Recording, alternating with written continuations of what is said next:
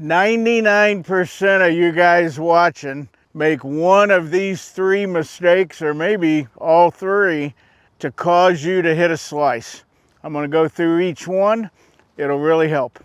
Most of you are predetermined to slice the ball from the moment you take your stance. If you'll really concentrate on getting set up correctly, I think it'll help most of you. I find most players hit their irons pretty good. When I meet somebody for the first time that wants to work on driver swings, they almost always tell me, that their short irons and their mid irons are pretty good. They hit them pretty straight. But boy, it's just driver that's killing them. They lose 2 or 3 balls every time they play, and they're constantly in the trees on the right. So I've heard that so much over 30 years of teaching that I've really paid attention to how they set. I watch them hit irons first, and I pay attention to how they're set up with their irons. And then when we switch to driver, I really pay attention at first to how are they addressing the ball.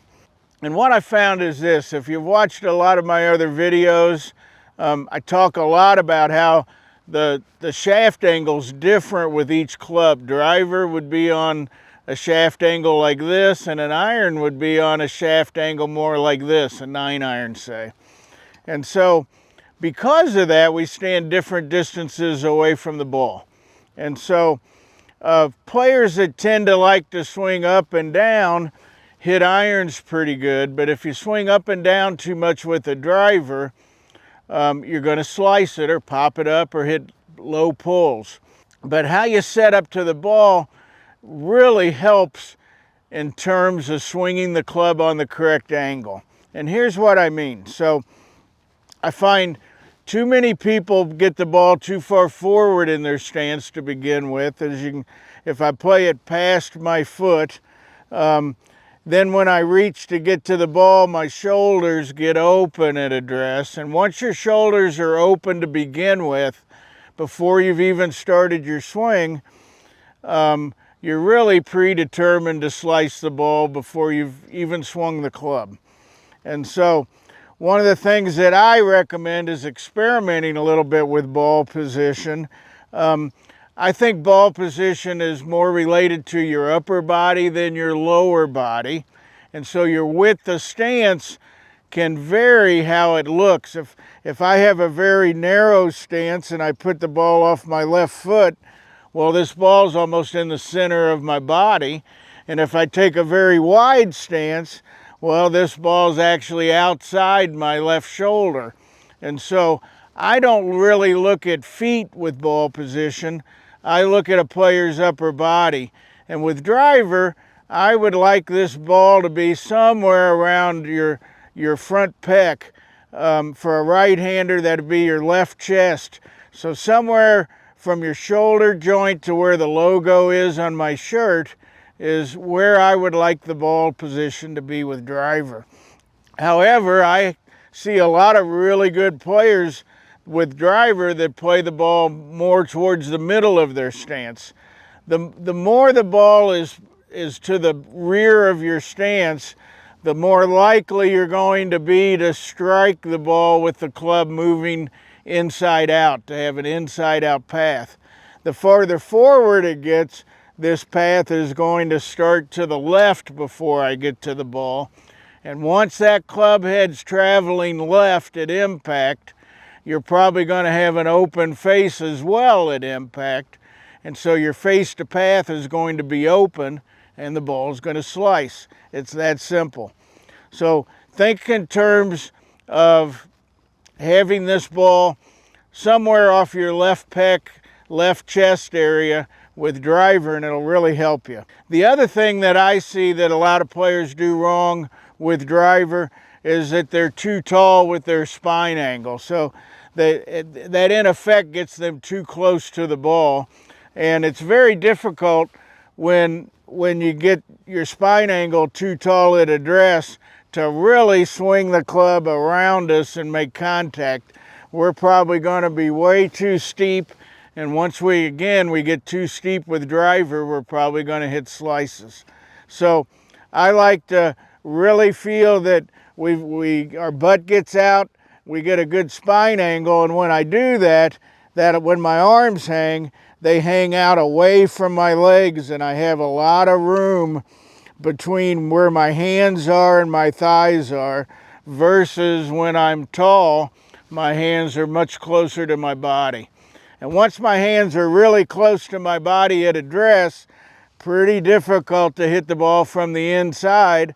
I'm always going to create room and come over this way. So a lot of you are coming over the top really because of your setup. The other thing that I see as well is when people take hold with their trail hand is they reach this way. Again, that gets the shoulders open, but it also gets them too level at address. And when our shoulders are level at address with driver, it's going to promote a steep downswing, which again promotes a slice. So I like to have a spine angle tilt to where my arms hang out away from me. I like this end of the club to point at my belt buckle. I like to have a tilt this way, since my right hand with the right-handed player is lower than my left. My right shoulder should be lower than my left shoulder.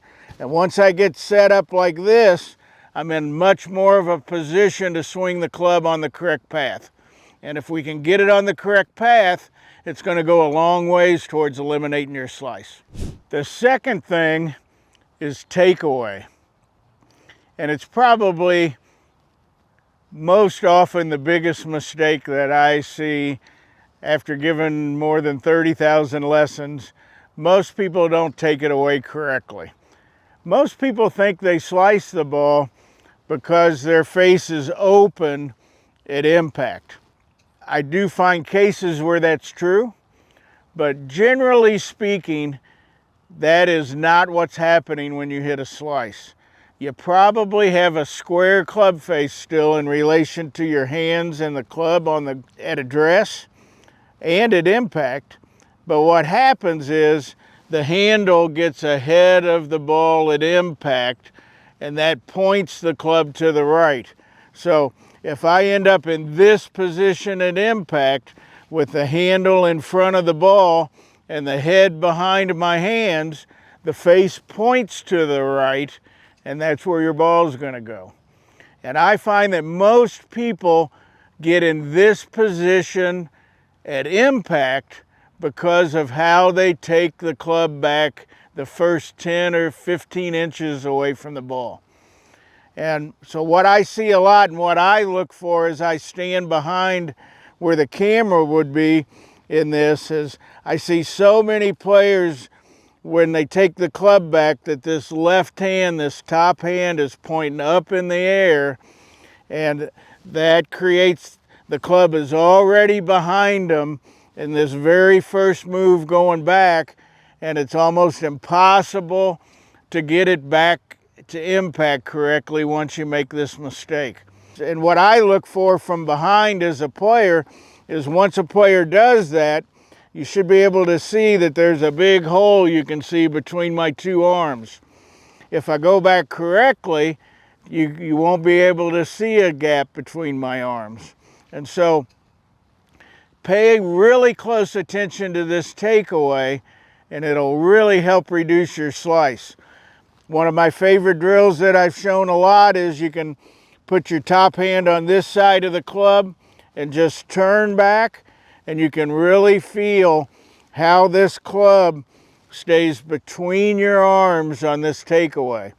When I do it incorrectly, this club's not between my arms anymore. And once it's behind me, I'm going to have a very difficult time ever getting the club back to square. So keep in mind this takeaway and learn to keep this club a good, you can choke down in the backyard and see that this club's between your arms. And man, you can just practice going back and forth like this while the barbecue grill's getting hot, and just keeping this grip end in between your arms, and it'll go a long ways towards you hitting a lot straighter shots. For those of you that are making mistake number 2 where the club gets behind you, if you continue to do that, the only way that you're going to be able to compensate for that to get the club back is to really have an early release on the way down. And I know you guys watch a lot of other videos other than mine, and those guys are telling you this motorcycle drill and bowing this wrist. That's what they're trying to compensate for, is an incorrect takeaway. If you really do the takeaway correctly, you shouldn't have to really exaggerate the downswing much. But in step number 3, I'm going to show you how to release the club correctly. Number 3, I told you to wait till the end. Number 3, I also find that most people don't realize with driver how early in the downswing that you have to start your release. And most people are trying to do it when they get to the ball, but if you wait to the ball to try to release the club, you're way too late. And the reason why driver slices more than your other clubs is a couple reasons, but it has a lot less loft, so it's much more likely to impart and tilt the ball to where it spins to the right. But it's also the longest club in your bag, and so when the club gets behind you, like I talked about in step number 2, well, the driver head gets a lot farther behind you than what a pitching wedge would get, because a pitching wedge would be right here, and you can see that's not near as far behind me as this head is. So you're making the same mistake with your irons, it's just not showing up. So if you'll improve your driver and hit it straighter, your irons will get even better. That's one thing I'll promise you.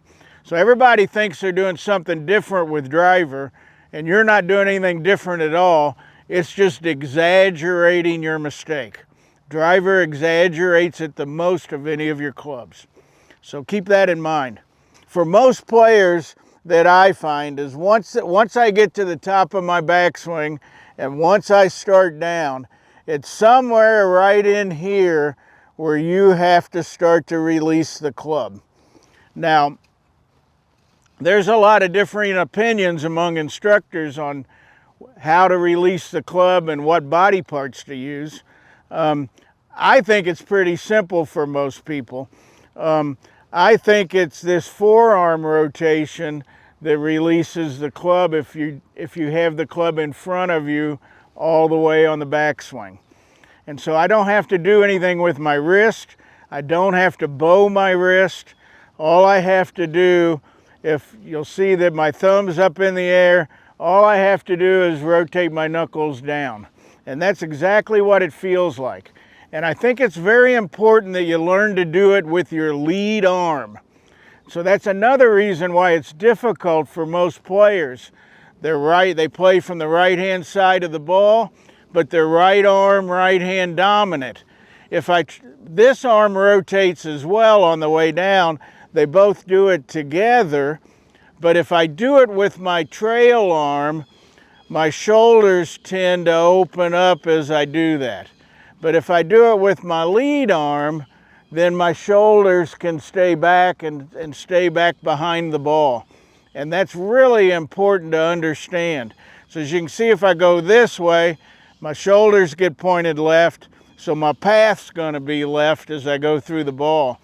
But if I can learn to do it with my trail arm, and that's the momentum and the power behind it, well, then my shoulders can stay back, and so now I can strike this ball on more of an inside-out path. So that's why I think it's really important that you learn to use your lead arm on the way down. And so when does this happen? Well, it happens about right here. But remember, from the time you get to a backswing to impact, only takes about 7/10 of a second. So you almost can't do it too early. And I've told people for years in my golf swing that once I get to the top of my swing, if I don't move my hips or my shoulders, that my downswing feels like this from the very beginning, that I'm tilting this club down, okay? But that's with no turn forward at all. But when I go back and I turn through and I do that together, well, it doesn't look like that. The motion smooths everything out. I can still swing on plane, The club's not tipped this way, but boy, that's what it feels like. And gosh, I remember, you know, watching Corey Pavin and Tiger Woods doing all these type of rehearsal drills, trying to feel that finish and feel the release and feel the club get back in front of them. And I think it'll help most of you too. So pretty good drill. Go up to the top, just literally rotate this arm down and see what that feels like.